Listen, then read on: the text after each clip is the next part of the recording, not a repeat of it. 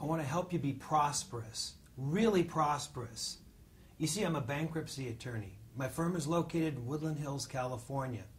Since we opened in 1988, we've consulted with thousands and thousands of people and businesses that are in financial trouble. We get to thinking that we've seen it all and that we've run into every conceivable way that a person or business can get into financial trouble. And just when we think we've seen it all, someone comes along with another unique way to get into a jam. Anyway, after consulting with so many people over the years, we began to see some trends developing. We saw 5 or 10 things that caused most of the bankruptcy filings. It occurred to us that if we could turn these 5 or 10 things around and create tips on how to avoid financial trouble and be strong, everybody would be interested and benefit. So we came up with these 10 simple tips. Here goes. Number 1, do not accumulate debt on high-interest credit cards. This sounds obvious, but it's the number 1 cause of bankruptcy in the United States.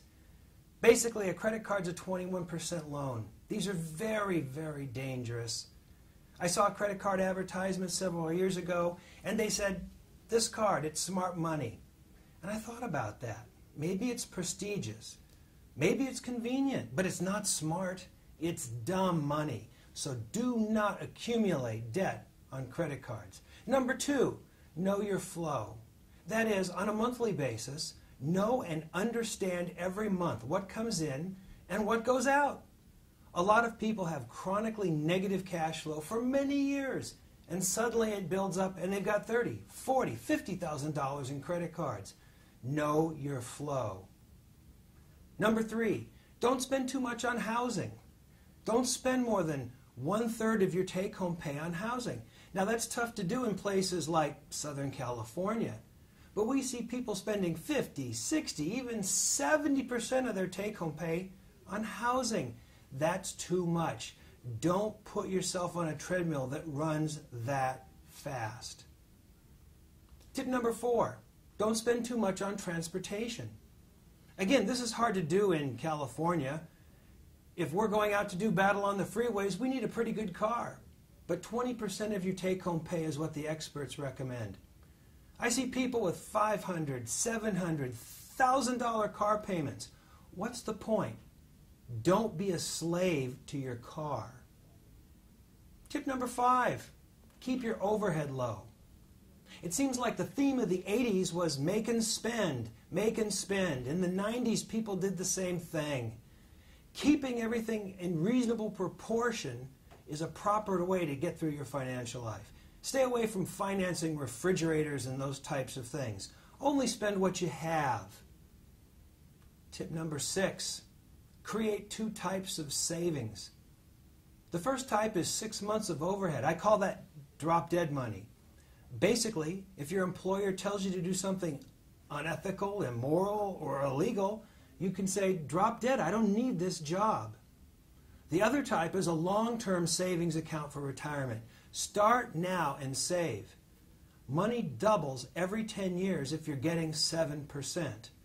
Think about how many cycles you have left in your life and take advantage of those cycles. Create 2 types of savings. Tip number 7, act fast if you lose your job.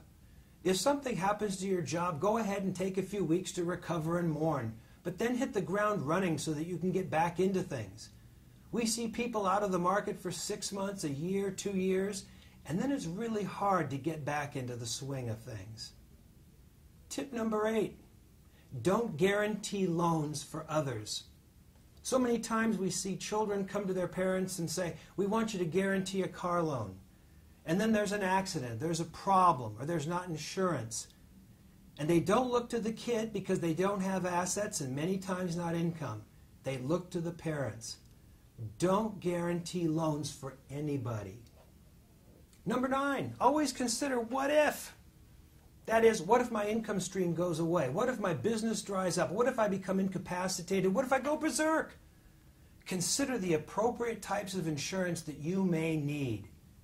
You may feel kind of foolish setting up all that insurance, and it's costly, but frankly, it just makes sense. Tip number 10, spend some time every day with success literature. Put something good into your brain, just 10 or 20 minutes a day. All day we talk to people and sometimes they tell us negative things. You can't do this, you shouldn't do that. Or advisors, you need to buy this, you need this credit card, you need this product. Put something positive in your brain, something that's going to let you be calm and look at the big picture. You'll see the benefits in the long term. Now these are really simple 10 things to do, but sometimes the simple things are the most important things. Think about these. Incorporate some of them into your financial strategy, into your life strategy, and it will decrease the financial risk that you have in your life.